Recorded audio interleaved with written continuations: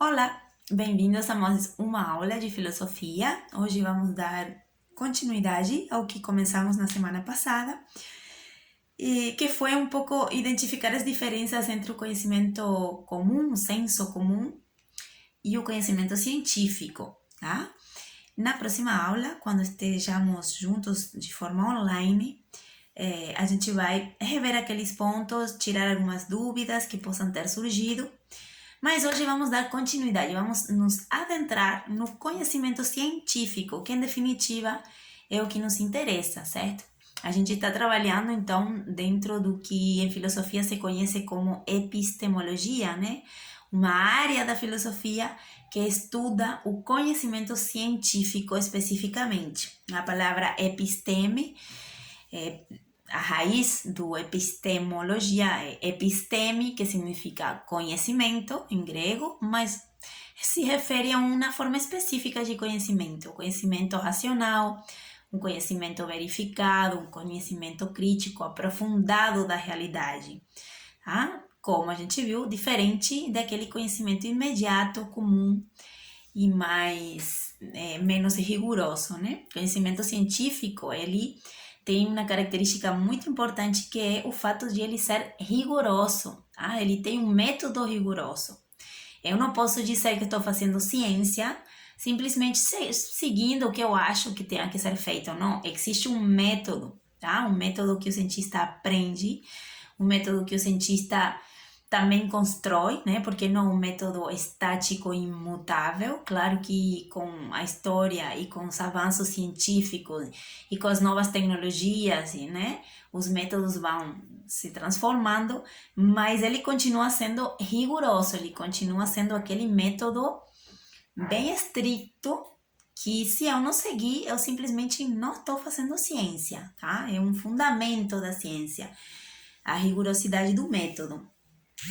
Esse método, por ser rigoroso, então, me permite, ou permite que a ciência, melhor, atinja um tipo bem específico de conhecimento, né? Um conhecimento sistemático, tá? Um conhecimento preciso e objetivo. Então, o conhecimento atingido pela ciência como a gente viu, a diferença do atingido pelo senso comum, que é mais caótico, que muitas vezes não é preciso, que é muitas vezes subjetivo, tá? Que depende da pessoa, do momento histórico, das tradições, das crenças, né? O científico não, a rigorosidade do método me permite chegar então a um conhecimento sistemático, tá? Organizado, estruturado, com determinadas normas, axiomas, leis que têm que ser seguidas, organizadas, com as formas de experimentação, com os métodos, né? Sistemático, então, preciso, porque se refere àquele fato específico que está pesquisando. O conhecimento científico não atinge tudo no geral, de qualquer forma, não, ele é preciso, se refere a uma realidade, aquela realidade que está sendo pesquisada. E objetivo, né? No sentido de que não está influenciado por interesses pessoais ou emoções pessoais ou sentimentos do cientista, não. Conhecimento que chega à ciência é objetivo, ou pelo menos, como a gente vai ver mais na frente, pretende ser objetivo, tem essa pretensão, tá? Que a gente vai ver que não necessariamente se cumpre esse requisito de objetividade, mas ele tem essa pretensão e foi assim que se estruturou como conhecimento superior, pelo fato de ser objetivo, pelo fato de não ser individual e de cada um, não? Ele é um conhecimento que realmente descreve a realidade como ela é e não como eu acho que ela é. Então, nesse sentido, o conhecimento científico, ele se pretende objetivo e essa objetividade é que dá esse status, né, de conhecimento verdadeiro ou conhecimento legítimo, ok? Então, esse conhecimento, esse método, me permite também que descubram, se descubram e se evidenciem relações de causa e efeito que são universais e necessárias, certo? Claro que eu não posso chegar a qualquer conclusão rápida e dizer, não, tá coçando a cabeça, isso é porque vai chover. Não, na ciência não tem isso, né? Eu vou ver as causas da coceira, eu vou lá no fundo, na verdadeira causa, e vou comprovar essas causas. E uma vez que eu comprovo isso em um número determinado de realidades, eu vou chegar então a leis universais e necessárias. Tá? Essas relações de causa e efeito são consideradas universais e necessárias, tá?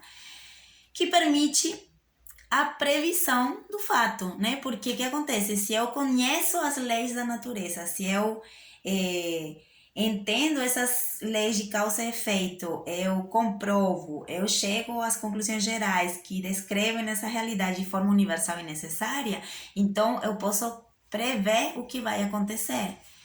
Eu posso cuidar daquele fato de uma outra perspectiva. Eu já sei o que vai acontecer, eu já sei que vai vir um trovão, porque a ciência lá determinou que dadas tal e tal e tal condição climática, a consequência é a formação de um furacão, por exemplo. Então, como eu já sei disso, já sei dessas relações necessárias e universais, eu posso prever a formação do trovão e me proteger, cuidar, até, se tiver tecnologia suficiente, eliminar o trovão, como acontece não nesse caso, mas em outros casos, né? Eu já sei que eu posso desenvolver aquela doença porque eu já vi, a ciência já comprovou que aquele gene, então eu posso modificar aquilo, evitar que a doença se desenvolva, porque já existem métodos, remédios, né, que de uma forma geral vamos chamar de tecnologia, que pode ser utilizado para prever aquilo. Então, o conhecimento científico me permite essa previsão e essa espécie de controle sobre a natureza, né? Obviamente que não é absoluto, obviamente que não é 100% eficiente, mas é uma forma, né, de prever e de me preparar para aquilo, né? Então, a ciência é também uma forma de conhecimento geral, tá? Ela não vale apenas para os casos observados. Tipo assim, vamos voltar para o caso do trovão. Eu estou estudando como se dá o fenômeno climático do trovão, ou furacão, né? Furacão, que foi que falei. Mistura essas palavras mesmo em português. O furacão. Eu já estudei, já sei como se dá, já sei as causas, os efeitos, já sei como prever. Aquela lei, ela não vale só para os furacões que eu observei. Ela pode ser geral para todos os furacões. Eu já sei que sempre que acontecer aquela condição climatológica vai acontecer, né? Então, nesse sentido, ele pode ser generalizado, né? Uma vez que se verificou, se seguiu o método, se chegou às leis, né? Porque não é uma generalização no sentido do senso comum. O senso comum, às vezes, generaliza de forma imprudente ou de forma não rigorosa. Por exemplo, eu fui assaltada por uma pessoa que era imigrante, então todos os imigrantes são ladrões. Isso é uma generalização do senso comum, é uma generalização apressurada e não rigorosa, baseada em apenas um acontecimento individual, tá? Na ciência não pode ser assim. Se o método é rigoroso, se eu sei que tenho que seguir determinados passos, se eu sei que tenho que observar uma quantidade suficiente para poder chegar a uma lei geral, que eu sei que tem essa característica de ser necessária e universal, então estou falando mais de uma universalização, tá? Então a ciência universaliza aquelas leis, elas valem para todos os fatos de aquela espécie determinada que está sendo pesquisada.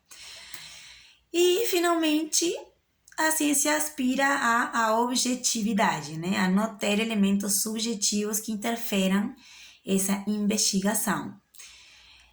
Mais ou menos, eu fiz aqui um resumo, né, do que a gente viu na aula passada, dos pontos. Eu não segui aquela ordem que está no livro de Marianela Chauí, mas vocês podem seguir aquela ordem para estudar. Acho interessante. Mas agora a gente vai falar um pouquinho, então, especificamente da investigação científica, tá? Como se dá uma investigação científica, o que faz com que uma investigação seja científica, tá? E não de outro tipo. Então, vamos lá. Isso também está no livro de Chauí. Vocês podem dar uma olhada lá, que vai aclarar um pouquinho mais, talvez, e complementa a aula e junto dá para montar um tema bem consistente. Primeira coisa que vamos falar é que a investigação científica, ela delimita e define os fatos, tá? Isso é uma coisa que a gente vai ver quando a gente trate os autores e, né? E como os autores têm considerado a ciência, a gente vai ver que isso é uma coisa que define muito ao conhecimento, a investigação científica. Ela não estuda todo, tá? Não estuda o geral, o que vier. A ciência, ela define, delimita delimita os fatos da realidade e dessa forma constitui seu objeto de estudo, tá? Então, muitas vezes, à medida que a ciência está se formando, ela pode ir se especificando, né? Pode acontecer isso, que o objeto seja maior e que cada vez se especifique mais. Mas desde o começo, a investigação científica, ela delimita, define seu objeto de estudo, porque ela não é ilimitada, aberta a qualquer coisa, não estuda tudo, não bota tudo dentro da... Não, ela define. Isso dá origem à especificidade das ciências que hoje temos, né, em dia, que vocês sabem que se eu vou falar de física, vou falar de um objeto de estudo determinado. Se eu vou falar de biologia, vou falar de outro objeto de estudo determinado. Se eu falar de astronomia, se eu falar de... qualquer ciência que eu falar aqui, vocês vão logo chegar a uma ideia do que seja o objeto de estudo, porque ela se constitui definindo esse objeto de estudo. Então, aí surge a quantidade de ciências que a gente tem hoje em dia, humanas, naturais, antropologia, psicologia. São ciências que vão se formando e delimitando e definindo esse objeto de estudo, que elas vão estudar de uma forma abrangente, mas que é só aquele objeto, né? Só aqueles fatos, né? Que interessam a ela. Então, esse é o primeiro elemento importante na investigação científica. O segundo elemento importante, quando o cientista vai iniciar uma investigação sobre um fato determinado, é que ele vai separar claramente os elementos subjetivos dos elementos objetivos. Todo fato tem elementos objetivos e elementos subjetivos, né? Tem aquilo que o sujeito coloca no fato, aquele sentimento, aquela emoção, como a gente já viu na aula passada, e tem os elementos que são objetivos, próprios do objeto a ser estudado. Então, o método científico, a investigação científica, ela vai separar claramente, porque não interessa nos elementos subjetivos. A cientista interessa nos elementos objetivos. Então, ele primeiro vai separar para poder determinar, então, se seu objeto de estudo já especificado e delimitado e agora limpado ou salvo daqueles elementos subjetivos que venham a distorcer um pouquinho a realidade, que venham a confundir um pouco o científico. Ok? Então, desses dois pontos, de delimitar e definir os fatos que vai estudar e de separar os elementos subjetivos daqueles fatos, surge, então, o objeto de estudo. Então, a ciência, ela constrói seu objeto de estudo, de alguma forma, tá? Porque ela já separou, já delimitou, já tirou os objetivos, já disse isso aqui é objetivo, então ela está construindo seu objeto de estudo, tá? Quando a gente for falar das ciências específicas, a gente vai trabalhar os tipos de ciência e tal, a gente vai ver que cada ciência delimita e cria esse objeto que vai ser aquilo que vai estudar, tá? E o resto, obviamente, pode ser relacionado, tal, mas não faz parte daquela ciência, não é um objeto de estudo. Cada ciência tem seu objeto de estudo construído. Seguinte ponto importante, então, da investigação científica é que ela segue procedimentos metodológicos, como eu já falei. Eu não posso dizer que eu estou fazendo ciência do jeito que eu quero, misturando substância aleatoriamente, no caso se eu for fazer química, ou estudando de qualquer forma o comportamento animal. Não, eu tenho ali um método que já foi estabelecido, um método que toda a tradição daquela ciência segue, que me diz como tenho que investigar, como tenho que observar, como tenho que experimentar, a partir de que os axiomas, quais são as leis que eu vou ter como base teórica da minha...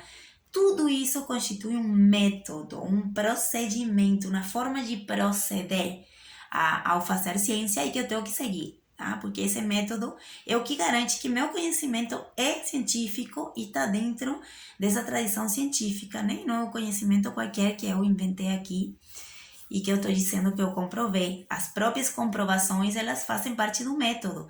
Para eu comprovar uma coisa, eu tenho que seguir aqueles passos do método, né? Eu não posso dizer para uma pessoa, ah, você tem câncer, só porque eu acho que o olho dela está vermelho. Não, eu tenho que fazer os exames, eu tenho que verificar que o que eu acredito, que eu observo, é realmente aquilo. Então, ali eu tenho o diagnóstico já verificado de forma científica, porque eu segui o método, tá? Utilizei aqueles instrumentos, aqueles passos todos, etc. Ok? Ali a gente já pula para outra coisa muito importante da investigação científica. O que chamamos de técnica, os instrumentos que eu utilizo, né? Aqueles instrumentos que me permitem fazer aquela experiência. No caso que eu dei agora do câncer, aquela máquina que me permite determinar se a pessoa está com câncer ou não, certo? Então, isso tudo é construído pela ciência também. A ciência, então, constrói seus instrumentos, sua técnica, que vai permitir que ela evolucione, chegue a conhecimentos mais aprofundados e mais aprofundados da realidade, tá? Graças a esses instrumentos, hoje em dia, a gente está vivendo um momento de alta tecnologização da realidade, a gente sabe quanto esses instrumentos, quanto essas técnicas e essas tecnologias têm evolucionado e tem feito com que a ciência se constitua como um conhecimento realmente superior, né? Realmente não quer dizer que realmente seja, mas que todo mundo acredita que o conhecimento científico é verdadeiro, absolutamente, né? Então, acho que em grande medida tem a ver com essa hipertecnologização, né, da nossa sociedade. Mas esses instrumentos, eles não são aleatórios, né? Eles fazem parte dessa tradição científica, desse método, da aplicação desse método, e eles vêm para facilitar e me permitir mais ainda, como cientista, poder demonstrar e provar minhas teorias, tá? Não só a técnica, como todo o proceder científico, ele tem que ter claro e tem que aparecer em cada teoria, para ela ser considerada científica, a demonstração e a comprovação do que eu estou dizendo. Então, a ciência, eu não posso chegar e dizer isso assim porque eu quero, como no conhecimento religioso, por exemplo, né? Que a gente, quando a gente acredita em um precepto religioso, é uma questão de fé, de acreditar. Eu não preciso que meu sacerdote, meu pai da igreja, ou o que vier a ser, me demonstre aquilo que ele está falando. Ele simplesmente vai falar aquela realidade e eu vou acreditar, porque é uma verdade revelada, que se me revela e que eu acredito. Aqui não, aqui na ciência eu preciso demonstrar, comprovar o que eu estou dizendo, tá? Como? Seguindo métodos comprobatórios e de verificação de cada ciência, né? Isso vai mudar de ciência a ciência. Mas é necessário esse passo de comprovação e de demonstração. Ok? Ao demonstrar, então, que minha lei é realmente universal e necessária, então posso aplicar essa lei para outros fatos, né? Como a gente viu no caso do furacão.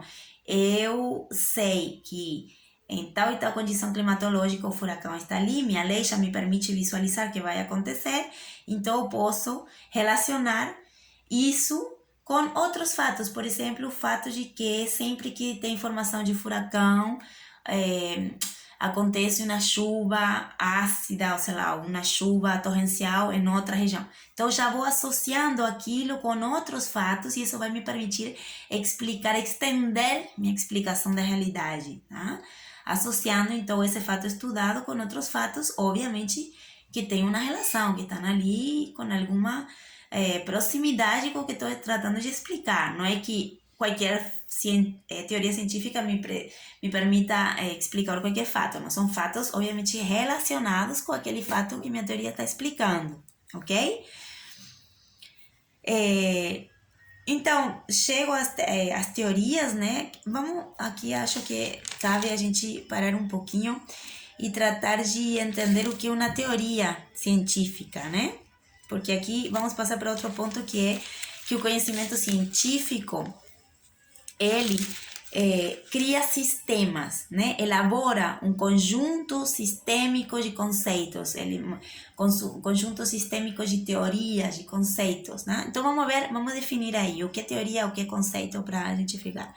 O que seria uma teoria científica? Seria um sistema ordenado e coerente de proposições ou enunciados que se baseiam em um pequeno número de princípios. Tá? Que cada ciência tem aquele pequeno número de princípios axiomáticos, aquelas verdades indiscutíveis. A partir delas, se produzem então esses outros conceitos, essas outras teorias, essas outras proposições e enunciados, né, que são chamadas de teorias, né? Quando chega um conjunto de enunciados, um conjunto de proposições referentes ao mesmo fato, chega a uma teoria. Essas teorias têm a finalidade de descrever uma realidade determinada, né? Uma teoria científica ela vem para descrever, explicar e prever um conjunto de fenômenos, tá? Delimitados dentro de uma realidade que é a realidade objetiva que a ciência estuda, né? Então, voltando, a ciência elabora um conjunto sistêmico de conceitos, tá?